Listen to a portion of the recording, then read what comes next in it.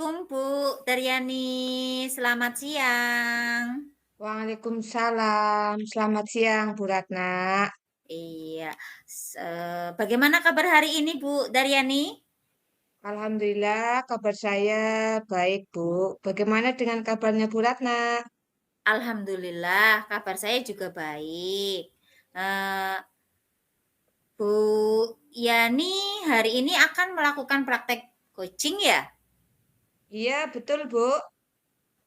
Oh ya, Alhamdulillah. Dengan siapa ya Bu, kalau boleh saya tahu?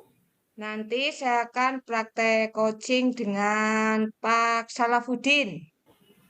Oh, baik Bu. Sebelum melakukan coaching, saya mau bertanya-tanya dulu, boleh nggak Bu? Boleh, Bu Ratna, silakan.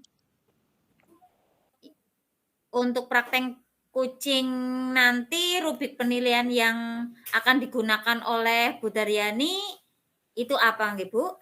Jadi nanti untuk rubrik yang akan saya gunakan, saya itu akan menggunakan alur Tirta, Bu. Oh iya, bagus Bu. Ya, yaitu Apa dari sih alur tirta itu Bu? Jadi untuk alur cerita itu nanti mulai dari tujuan, identifikasi, kemudian rencana aksi, dan juga tanggung jawab. Baik Bu Daryani. Terus kompetensi apa yang ingin Ibu kembangkan?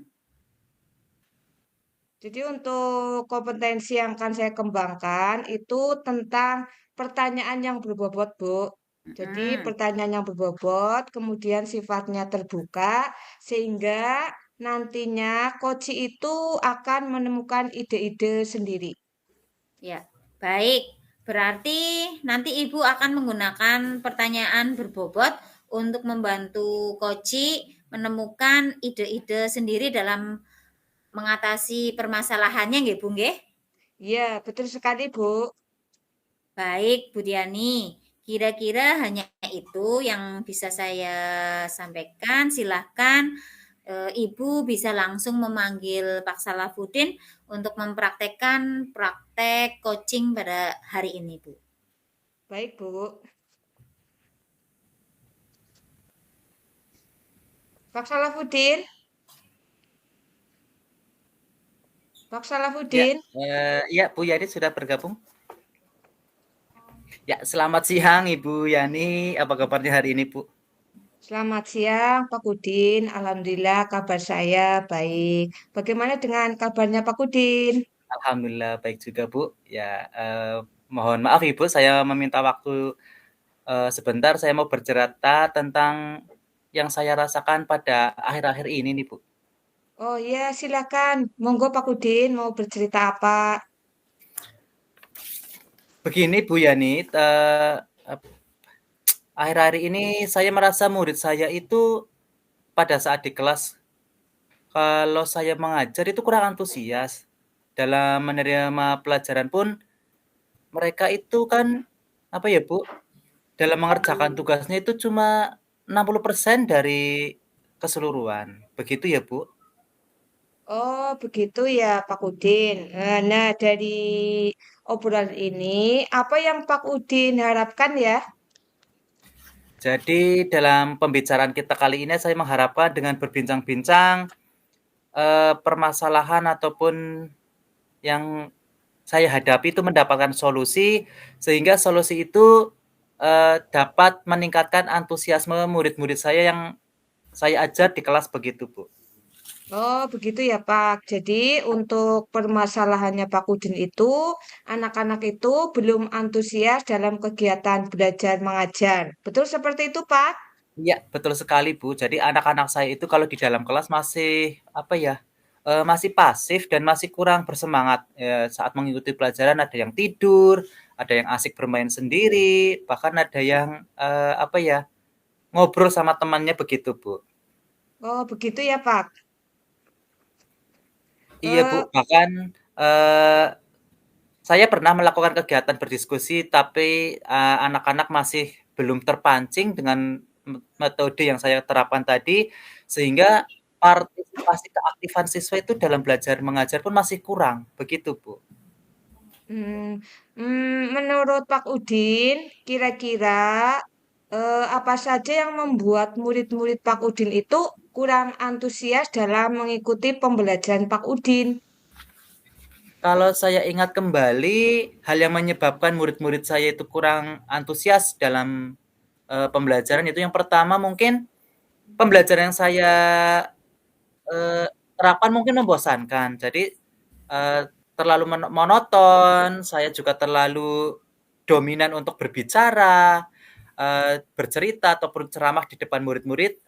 Yang kedua kalinya itu saya apa ya Bu, memberikan kesempatan buat murid untuk berpendapat ataupun aktif berbicara pada pembelajaran saya begitu Bu.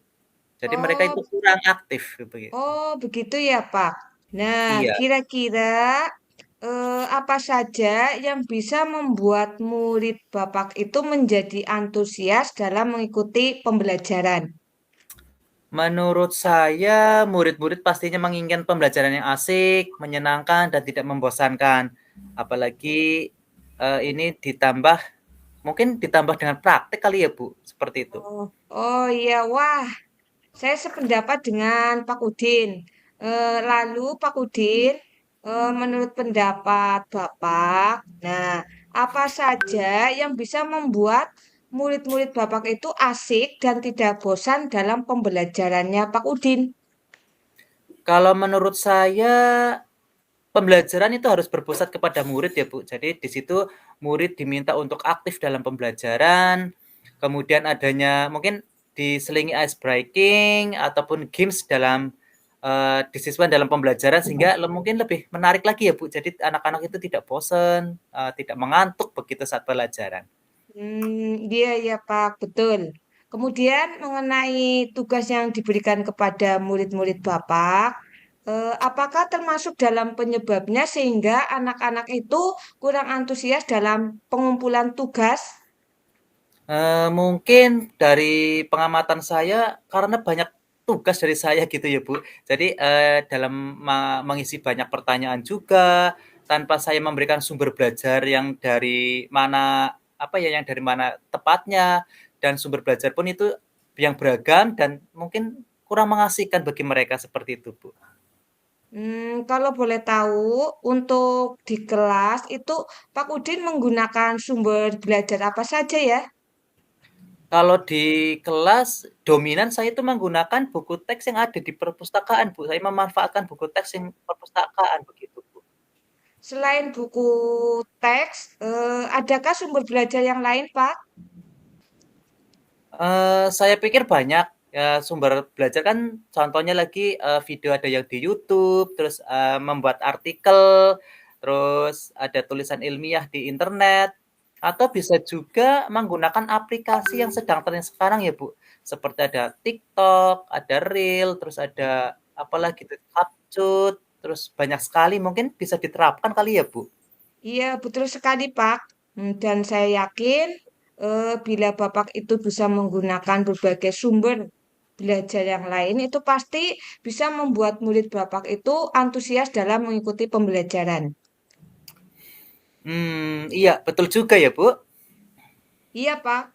Kemudian jika siswa yang antusias itu idealnya di level 10 ya, Pak, dan tidak ideal itu di level 1, maka untuk saat ini anak-anak didik Pak Udin itu berada di level berapa? Untuk posisi level, murid saya itu masih di level 6 ya, Bu. Soalnya kayak gini, anak-anak saya itu masih banyak yang kurang antusias dalam kegiatan pembelajaran, mereka juga masih pasif dan mereka asik dengan dunianya sendiri begitu. Jadi belum fokus ke pembelajaran begitu, Bu. Oh, jadi masih di level 6 ya. Iya, Bu, betul. Kalau kondisi itu mau diubah, menurut Pak Udin itu kira-kira akan sampai level berapa? Kalau menurut saya pengennya itu ke level 9 lah, Bu. Mungkin, kalau menurut saya ini sudah ideal bagi murid-murid saya di kelas begitu.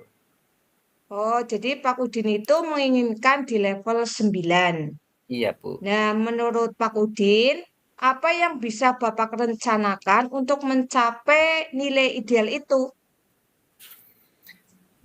Pastinya yang pertama saya akan merancang pembelajaran yang berpihak kepada murid, dengan apa ya, menyisipkan berdiferensiasi, di situ saya akan menerapkan pembelajaran yang KSE ya, sosial emosional, dalam pembelajaran dan juga akan melakukan kegiatan-kegiatan yang mengasihkan dengan menggunakan sumber belajar yang beragam tadi seperti YouTube, terus ada TikTok, bisa jadi, kemudian yang kedua saya akan memberikan tugas tidak terlalu banyak, begitu. Jadi kemudian, tugas itu dibentuk juga sesuai minat dan bakat murid-murid saya. Istilahnya di sini saya akan melaksanakan pembelajaran berdiferensiasi, sehingga, tidak terkesan dipaksa, tetapi mereka memang senang dengan apa yang mereka kerjakan sendiri. Misalnya menggunakan bentuk drama, bermain peran, atau lagu, puisi, dan bisa jadi menggunakan, laporan digital begitu, Bu. Oh, begitu ya, Pak. Jadi, Bapak itu akan melakukan hal tersebut. Nah, untuk kegiatan pembelajaran yang berpihak pada murid ya, Pak, apakah ada kendala? Kalau menurut saya ada, Bu. Yang pertama, tidak semua anak memiliki fasilitas teknologi, misalkan HP, laptop, bahkan mungkin peranti-peranti yang lainnya. Terus kedua, pasti biaya ya untuk membeli kuota sebagai sumber belajar, otomatis kalau di rumah kan mereka menggunakan kuota internet, dan juga apalagi kalau di saat mengerjakan tugas yang berbasis teknologi pasti membutuhkan yang namanya perangkat elektronik dan kuota begitu, Bu. Iya, betul ya, Pak. Kalau memang demikian, nih Pak, menurut Pak Udin, kira-kira yang paling efektif itu seperti apa? Hmm, kalau menurut saya sih, Bu, karena tidak semua anak memiliki HP, jadi ataupun laptop, bisa jadi saya akan menerapkan kerja kelompok dan di situ saya akan menerapkan bahwa satu kelompok bisa menggunakan satu HP ataupun satu laptop. Dan tugas pembuatan video pembelajar pun itu setiap kelompok begitu, Bu. Jadi untuk memanfaatkan atau meminimalisir dari sarana dan prasarana yang digunakan oleh siswa. Begitu, Bu. Oh iya, bagus sekali rencana Bapak ya. Mudah-mudahan berhasil nih Pak. Nah, dari obrolan kita hari ini, itu dapat saya rangkum di Pak, bahwa Pak Udin itu yang akan dilakukan itu dalam kaitannya pembelajaran itu yang pertama kan merancang pembelajaran yang berpihak pada murid, kemudian pembelajarannya yang berdiferensiasi dengan KSE. Kemudian selain itu Pak Udin juga akan memberikan tugas. Tugasnya itu tidak terlalu banyak, kemudian akan disesuaikan dengan minat belajar murid. Nah, dengan tujuan agar tidak terkesan tidak dipaksa, akan tetapi mereka itu senang dalam mengerjakan tugasnya. Betul seperti itu, Pak? Iya, betul sekali itu Bu Yani, begitu. Kemudian Pak Udin, apa Ya, komitmen terhadap rencana Bapak ini? untuk komitmen sendiri saya selalu membuat rencana pembelajaran yang mengasihkan, tentunya dengan menggunakan banyak sumber belajar untuk mengeksplorasi materi sehingga murid-murid saya dapat menjalankan yang namanya kurikulum merdeka, dan saya juga akan membuat murid-murid saya selalu senang, riang ataupun menikmati dalam semua pembelajaran, sehingga yang saya harapkan nantinya apa ya Bu, dalam kegiatan eksplorasi materi itu tidak ada unsur paksaan. Saya juga akan menyerahkan pemilihan sumber belajar itu kepada murid berdasarkan minat dan bakatnya begitu, Bu. Oh, seperti itu ya, Pak. Kemudian, Pak, kaitannya tindak lanjut. Nanti tindak lanjut yang akan Bapak lakukan itu setelah ini apa? Setelah ini saya akan merancang pembelajaran yang mungkin yang lebih kreatif dan inovatif yang berpihak pada murid. Se nanti di sana ada apa ya, pembelajaran yang berdiferensiasi dengan penerapan KSE dalam pembelajaran. Sekiranya itu saja ya Bu ya. Oh ya, bagus sekali Pak Udin.